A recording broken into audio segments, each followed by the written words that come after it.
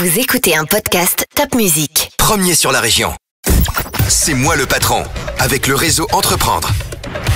Eh bien, amateur de podcast et particulièrement de podcast C'est moi le patron, produit par Top Music et Réseau Entreprendre Alsace. Bonjour, ce matin, j'ai le grand plaisir d'accueillir un patron, c'est Frédéric Egé, qui dirige son propre cabinet éponyme, le cabinet Egé Conseil. Bonjour Frédéric. Bonjour Alain. Alors, le cabinet Egé Conseil est spécialisé en propriété intellectuelle ou industrielle. J'ai toujours du mal à savoir... mais vous allez nous raconter ça, Frédéric. À vous la parole. Pour répondre tout de suite, la propriété intellectuelle, c'est les titres de propriété qui ne sont pas matériels.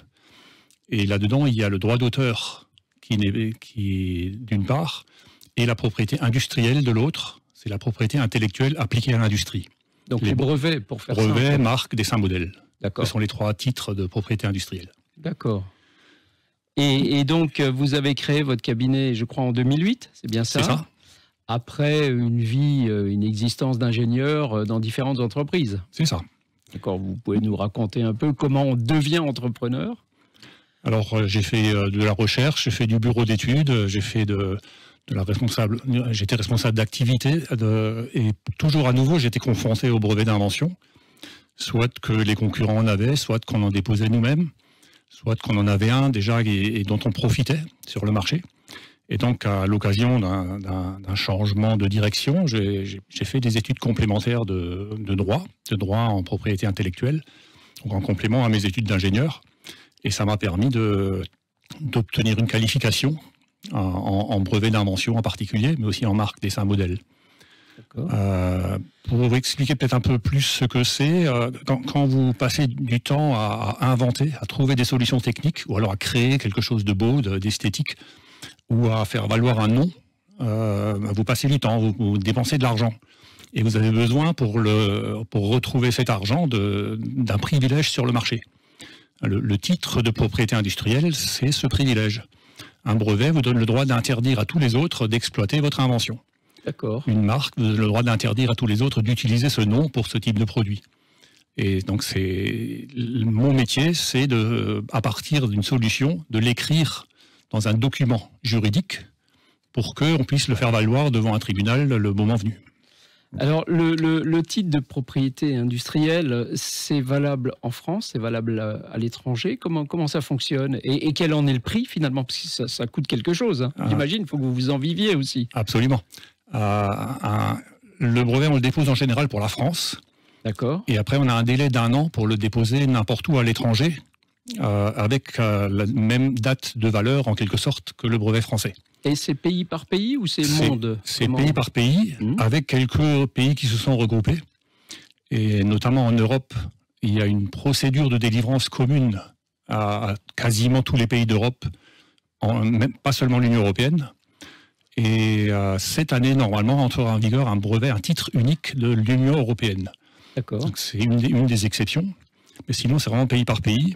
Et pour un brevet français, il faut compter 6 000 € pour prix moyen. Une recherche préalable pour vérifier si c'est brevetable, la rédaction du brevet, et puis quelques frais ultérieurs. Un brevet européen, c'est plutôt 12 000. Donc ça n'est pas un coût négligeable, mais c'est un coût nécessaire, en tout cas pour les entreprises, si elles veulent se protéger de la contrefaçon, parce que c'est ça le but. C'est un investissement. C'est un investissement. Et contrairement à certaines idées reçues, il faut commencer par payer. Oui. Dans les brevets, c'est qu'après, si le produit marche bien, qu'on se paye grâce au monopole qu'on obtient par le titre. D'accord. Et un brevet se revend également. On peut vendre, on peut le louer, ça s'appelle une licence. D'accord.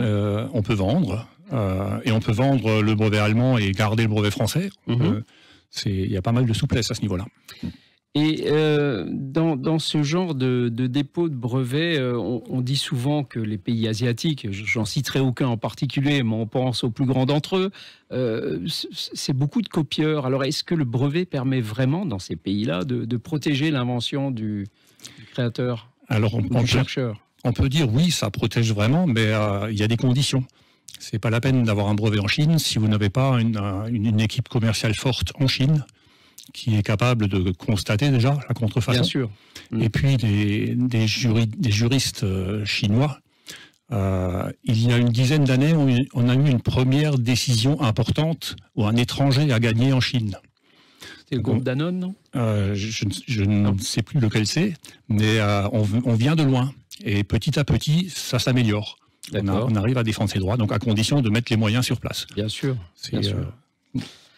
Oui, il faut absolument défendre sa propriété industrielle, ça on le comprend bien. Combien de temps ça met pour, une fois qu'on a l'idée de déposer le brevet et de le faire enregistrer? C'est une séquence qui est longue? Alors, quand la solution est au point, on a la conviction que ça marche, il n'y a pas besoin d'un prototype. On peut démarrer le travail de recherche préalable et de rédaction, ça prend 1 mois à peu près. On dépose, et après il faut compter minimum 2 ans, parfois plutôt 3 à 5 ans pour avoir le brevet délivré. C'est long. Mais ce n'est pas très grave parce qu'on peut quasiment tout faire avec une demande de brevet. D'accord. Il y a quelques toutes petites restrictions, mais on peut louer, on peut vendre des demandes de brevet, et on peut exploiter, et on peut engager une démarche en contentieux sur la base d'une demande de brevet. D'accord. Et donc, pourquoi vous êtes venu chez Réseau Entreprendre, Frédéric? C'est quoi la motivation? Alors, c'est une motivation qui m'a poussé aussi à faire un concours. C'est d'être au contact des jeunes entrepreneurs. Parce que je me suis laissé dire qu'il n'y a pas que des vieux entrepreneurs C'est vrai. Réseau Entreprendre. C'est vrai. Et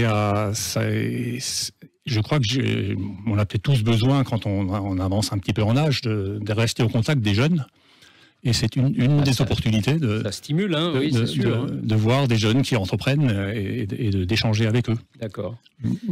Une dernière question, Frédéric. Dans quel domaine est-ce qu'on dépose le plus de brevets? Est-ce que vous avez une idée? C'est très très variable. Il n'y a pas un domaine plus que ça. On développe beaucoup d'informatique, de programmes informatiques ces temps-ci, mais là, il y a une difficulté à obtenir des brevets dans ce domaine. Il y a certains lobbies qui ont obtenu que les logiciels purs, qui ne font que traiter des chiffres, ne sont pas brevetables. Sinon, on aurait sans doute ce domaine qui en aurait beaucoup. Mais sinon, c'est assez variable. D'accord. Toutes sortes de domaines. Et vous parliez des marques, ce sera ma toute dernière question. Les marques aussi, il faut les protéger, bien évidemment. Oui. Quand vous donnez un nom à un produit ou à votre société, vous investissez en communication sur ce nom. Et donc, si vous ne le protégez pas, une fois que ça marche, d'autres peuvent profiter de la notoriété de ce nom. Évidemment. Donc c'est ça qu'il faut éviter. Très bien. Eh bien, merci. J'ai encore un autre point. Donc je parlais rapidement du concours tout à l'heure. Oui.